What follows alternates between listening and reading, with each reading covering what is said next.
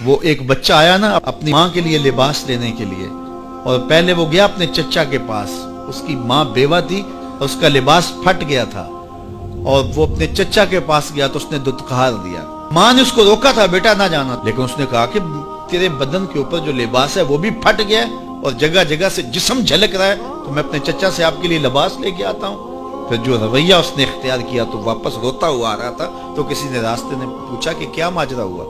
اس نے کہا چچا کے پاس گیا تھا ماں کے لیے لباس لینے، اس نے تو لا کے بھیج دیا۔ اللہ اکبر۔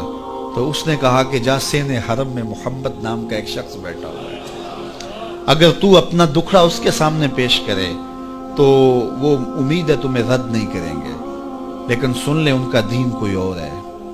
اللہ اکبر۔ اپنے ماں کے پاس آیا تو ماں کو کہا کہ چچا نے رلا کے بھیج دیا، لیکن آپ کی حالت مجھ سے دیکھی نہیں جا رہی۔ بچہ ابھی شعور کی منزلوں میں قدم رکھ رہا تھا، پہلے بہت چھوٹا تھا، اب اس کے اندر ایک جذبات تھے بچے کے اندر۔ تو ماں نے کہا کہ بیٹا نہیں، ان کے پاس نہیں جانا، سنا ہے کہ جو ان سے ملے دین دھرم چھین لیتے ہیں اس کا۔ اللہ اکبر۔ تو حضور علیہ الصلوۃ والسلام کے پاس جانے سے ماں روکنے لگی، لیکن بچے نے کہا کہ امی میں پکا رہوں گا، بتوں کا وفادار رہوں گا، تم اس ٹینشن کو، اس پریشانی کو چھوڑ دو۔ اور حضور کی خدمت میں حاضر ہوا۔ حضور صحن حرم میں چادر اوڑے بیٹھے ہوئے تھے، اور جا کے کہنے لگا میں پہلے بات آپ سے کر لیتا ہوں، آپ کا دین میں نے قبول نہیں کرنا۔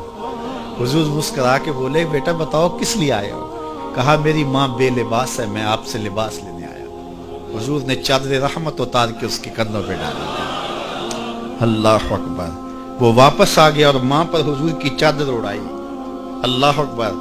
اور ماں نے کہا کہ بیٹے اس نے اپنا دین تو نہیں تجھے دیا؟ کہا نہ، میں نے پہلے کہہ دیا تھا تیرے دین نہیں مانوں گا۔ ماں کہنے لگی پتر اس کا دین ماننا چاہیے، یہ جس نے رحمت کی چادر ہمارے سر پہ تار دی۔ اللہ اکبر۔ تیری تک کے ادامہ میں مرید ہو گئے۔ اس بوڑھی عورت کا قصہ بھی آپ نہیں بھول سکتے، جو گھر کا سامان باندھ کے اپنے دروازے پہ بیٹھی ہوئی تھی، اور اس نے سنا تھا مکے میں ایک جادوگر آیا ہے جسے ملتا ہے اس کا دین چھین لیتا ہے، کہیں ایسا نہ ہو کہ کہیں اس سے ملاقات ہو جائے اور وہ دین ہی میرا چھین لے، مجھے شہر چھوڑ دینا چاہیے۔ گھر کے تھڑے کے اوپر سامان باندھ کے بیٹھی ہے۔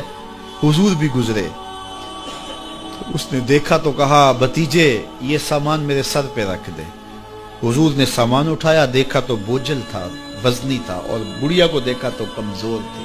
تو کہا کہ بڑھیا اگر چاہو تو جہاں چاہتی ہو میں خود نہ چھوڑا۔ اس نے کہا اس سے بڑی مہربانی کیا ہوگی؟ حضور نے سامان اٹھایا ہوا ہے اور بڑھیا سے باتیں بھی کرتے جا رہے ہیں۔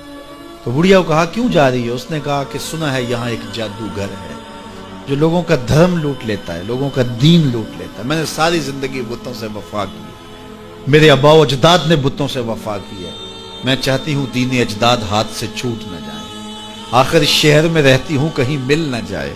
خیر حضور نے کچھ نہیں کہا، اس کا سامان نہیں پھینک دیا کہ ٹھیک ہے تم پھر جاؤ۔ سامان اس کا اٹھایا اور جہاں تک اس نے جانا تھا سامان پہنچایا، سامان سپرد کر کے واپس پلٹنے لگے۔ تو اس نے کہا بچے اپنا نام تو بتا دے، لوگ کہیں گے کہ مکہ چھوڑ آئی ہو تو بتاؤں گی ایک جادوگر کے دکھ سے چھوڑ آئی ہوں، تو وہ کتنا برا بھلا کہیں گے شہر مکہ کو کہ جس مکہ سے لوگ نقل مکانی کرنے پہ مجبور ہو گئے۔ تو میں انہیں یہ بھی بتاؤں گی کہ جس مکے میں جادوگر رہتا ہے اتنا اچھا نوجوان بھی رہتا ہے، تو تیرا نام لیا کروں گی، تیرے قصیدے پڑھا کروں گی۔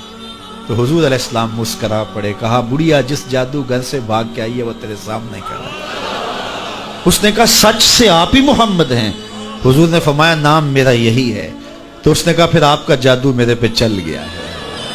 اللہ اکبر۔ تیری تک کے ادامہ میں مرید ہو گئی، لوگوں کی خدمت کریں، بوڑھوں کے کام آئیں، دکھیوں کے کام آئیں، مصیبت زدہ کے کام آئیں۔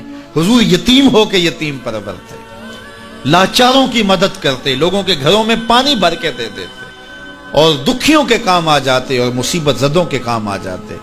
تو حضور سے پیار کرنے والوں، امت میں آپس میں حسد نہ پھیلاؤ، بغض نہ کرو، نفرتوں کے پہاڑ کھڑے نہ کرو، ایک دوسرے سے پیار کرو، جڑو، امت وحدہ بنے، اور اپنے ماحول کو، اپنی معاشرت کو ایک خوبصورت معاشرت کا رنگ دو، اور اپنی زندگی کو حضور کے نام کر دو۔